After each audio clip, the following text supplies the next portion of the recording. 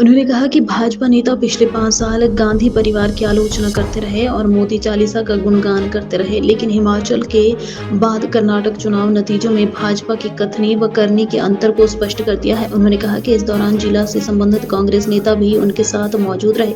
उन्होंने कहा कि अब जैसे-जैसे लोकसभा के चुनाव नजदीक आ रहे हैं, भाजपा के नेता एक बार फिर से प्रदेश की जनता के साथ लुभावने वादे करने शुरू कर दिए हैं।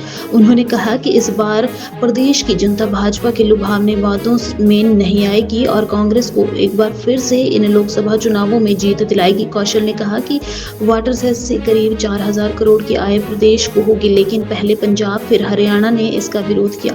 अब केंद्र से भी इस संदर्भ में प्रदेश सरकार को पत्र जाना शुरू हो गए हैं। उन्होंने कहा कि प्रदेश से संबंधित 6 सांसद 3 लोकसभा व 3 राज्यसभा यह स्पष्ट करें कि वे वाटर सेस के समर्थन में हैं या विरोध में। प्रेम कौशल ने कहा कि प्रदेश सरकार ने वाटर सेस जनरेशन पर नहीं बल्कि इस्तेमाल पर लगाया है और भाजपा प्रदेश सरकार की आय बढ़ाने की इस पहल से प्रयास को पंक्चर करने की कोशिश कर रही है। एक तो मेरा इशू है हिमाचल में जो आर्थिक स्थिति है, पिछली सरकार ने जो आर्थिक बदहाली हिमाचल प्रदेश की है और जो जिस आर्थिक हालात में हिमाचल प्रदेश को छोड़ा है उसके ऊपर मैंने चर्चा की है। और मेरा इसमें विषय ये था कि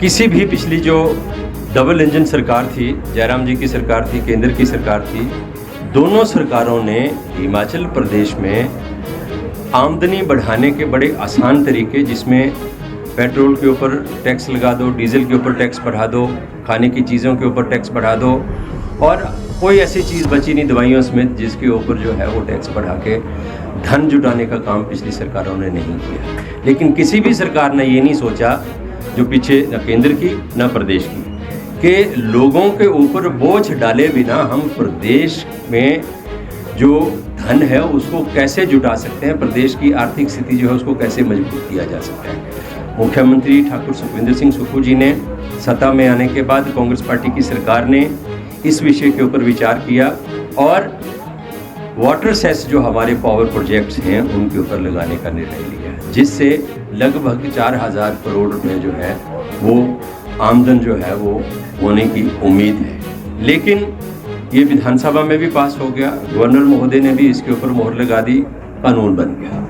लेकिन केंद्र सरकार की तरफ से कुछ चिट्ठियां आ रही हैं जिसमें इसको अनकॉन्स्टिट्यूशनल कहा जा रहा है। तो मेरा प्रश्न ये है कि हिमाचल प्रदेश की जो भारतीय जनता पार्टी है, हिमाचल प्रदेश से जो 3 लोकसभा के सांसद हैं, 3 राज्यसभा के सांसद हैं भारतीय जनता पार्टी से संबंधित, वो वाटर सेस लगाने का जो इशू हिमाचल प्रदेश का है और जिससे हिमाचल प्रदेश को आर्थिक मजबूती प्रदान करने का प्रयास किया जा रहा है, उसके ऊपर इनका क्या स्टैंड है, इनका क्या कहना है कि इसके पक्ष में है या इसके विरोध में है। अगर पक्ष में है तो केंद्र सरकार से जो चिट्ठियां आ रही हैं वहाँ इस मसले को उठाकर प्रदेश हित में वहाँ चर्चा करें, बात करें।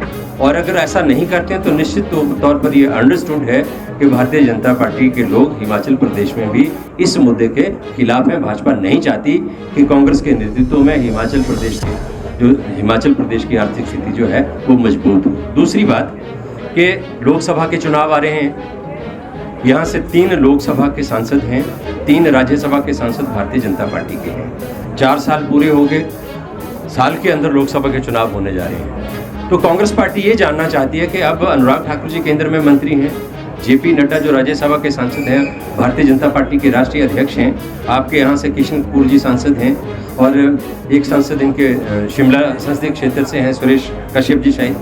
तो 3 सांसद लोकसभा में, 3 सांसद राज्यसभा में, जिनमें से एक कैबिनेट का मंत्री और एक भारतीय जनता पार्टी का राष्ट्रीय अध्यक्ष। इन सब के होते हुए हिमाचल प्रदेश की हालत कैसे हुई?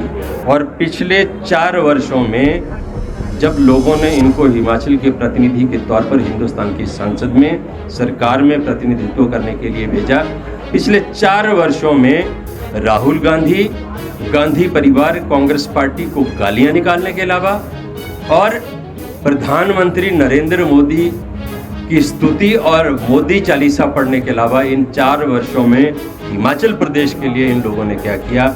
उसका जवाब, उसका हिसाब किताब जो है वो हिमाचल की जनता को अब दें, क्योंकि चुनाव आने वाले हैं। अब इनके चेहरे दिखने जो हैं लोगों के बीच शुरू हो गए हैं, मीडिया में इनकी फ़ोटो आनी शुरू हो गई है, इलेक्ट्रॉनिक मीडिया में भी इनके बाइट्स आने शुरू हो गए हैं। जो 4 साल मौज करते रहे, विदेश यात्राएं करते रहे, घूमते रहे, अब उनको हिमाचल प्रदेश की आबो हवा अच्छी लगने लगी है। हिमाचल प्रदेश के लोगों से मिलना जुलना जो है वो अच्छा लगने लगा है। लेकिन हम ये जानना चाहते हैं कि इन 4 वर्षों में आपने हिमाचल प्रदेश के लिए क्या किया, वो चीज़, उस चीज़ का हिसाब किताब आप हिमाचल प्रदेश के लोगों को दें।